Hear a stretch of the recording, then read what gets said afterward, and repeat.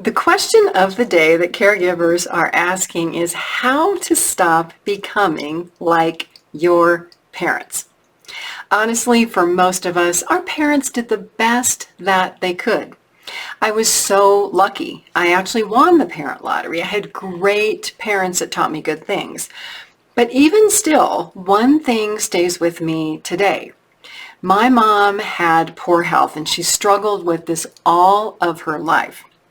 And so for me, the question of how to stop becoming like my parents was to learn about health and become educated about health so that I did not become sick at a young age and old and sick and die at the age of 69 like my mother did. I'm not yet that old, but I certainly don't want to be like that. So in this video, I'm going to share 3 tips for the most common concerns that caregivers bring up to me about how do I stop becoming like my mother, or how do I stop becoming like my father. I'm Pamela D Wilson. My website is PamelaDWilson.com. On there are a lot of helpful tips for caregivers and aging adults. So the number one tip for how to stop becoming like your parents is to learn how to manage your emotional health, your mental health. Because our thoughts really do create our reality. And when you become a caregiver, there's so much stress, so many feelings of being overwhelmed, so much to do. You're pulled over here, you're pulled over there. There's so many directions. Everybody wants your attention. And so being able to step back and find some alone time to reflect and think about how you're going to react to situations instead of constantly reacting and then thinking, why did I say that? Why did I do that? That didn't turn out really well. So managing emotional health is number 1. Number 2 is to build and maintain a social network of friends and support. Because when you're a caregiver, this is usually one of the first things that you give up. You give up time that benefits you. You give up time with your friends. You give up time with social activities. And this is really a lifelong issue. So for our parents, okay, they become more dependent on us because they have lost friends either through death or because of their health and well-being. They've given up social activities. Maybe they don't go out of the house as much anymore. They've lost friends sometimes because of their behaviors.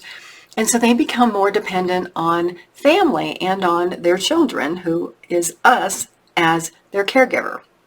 If all of us would make friends and maintain those friendships and do the work to reciprocate, to give and take, not to always be the one who needs something from someone else, we would be much better off in so many aspects of our life, because friendships and socialization and social activities support good health. Now, if you are a person who has a limited social network, look at ways that you can expand that. Also, if you constantly ask the same person all the time for help, you're going to wear them out. You're going to actually run people out of your life instead of keep people in your life. And if you're asking people for help, what are you willing to give in return? What can you give in return? Friendships and relationships are a two-way street. Number 3, for things that are on the list of how to stop becoming like our parents, is to learn better communication skills and conflict resolution skills and setting boundaries. These are things that are very interesting, and they're things that our parents don't think to teach us. And sometimes we didn't even learn these skills in school. We learn them through hard knocks in life, through making mistakes and having communication glitches and running away from conflict. Now, when you think about it, why don't our parents teach us many of these things? It's because when they have us, okay, they're in their 20s and their 30s. They're still learning. They haven't yet learned how to manage all these things for themselves, and yet they have responsibility for us as children. So if you have good parents, or you had good parents, be thankful that somehow They learn to give you the skills, or at least to point you in the right direction to gain skills. So if you're in your 20s, 30s, or 40s and you're struggling with a lot of this, even if you're in your 50s and 60s, who can you go to? Do you have grandparents who are alive, who have the life experience, who might be in their 70s, 80s, 90s, who you can talk to about these things? There are people in our lives who offer us advice, and we may hear it, we may say, oh, that doesn't apply to me, and then years later we think, oh man, why didn't I listen? I could have learned so much. If you have access to your grandparents, they are a huge source of wisdom and a huge source of a lifetime of making mistakes and learning from mistakes, even though they may lack a lot of the ability and understanding about technology today. So, for example, I had an uncle that I would visit when I was young, and he would always say to me, well, why can't you come visit more? Why can't you come see me more?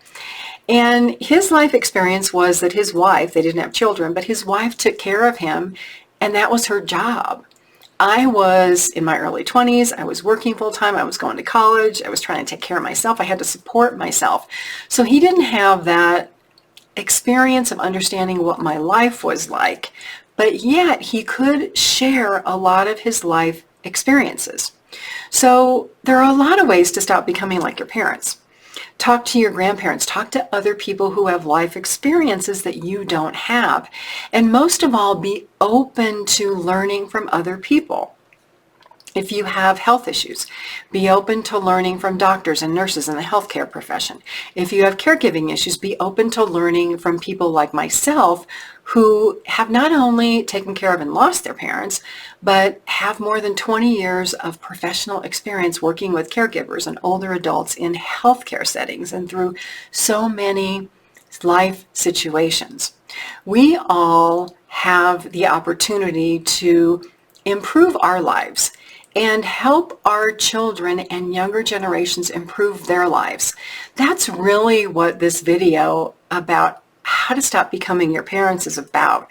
It's not about focusing on all the negative things that your parents did and blaming them for things that happened or didn't happen, or becoming like them when they don't take responsibility for their actions.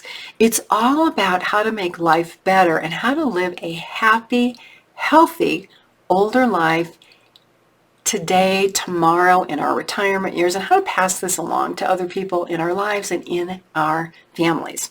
I'm Pamela D Wilson. My website is PamelaDWilson.com. Check it out for my caregiving blog, my weekly caregiving podcast, lots of caregiving videos here on YouTube, on Facebook, all my social media channels, my online courses. Have a fabulous day today.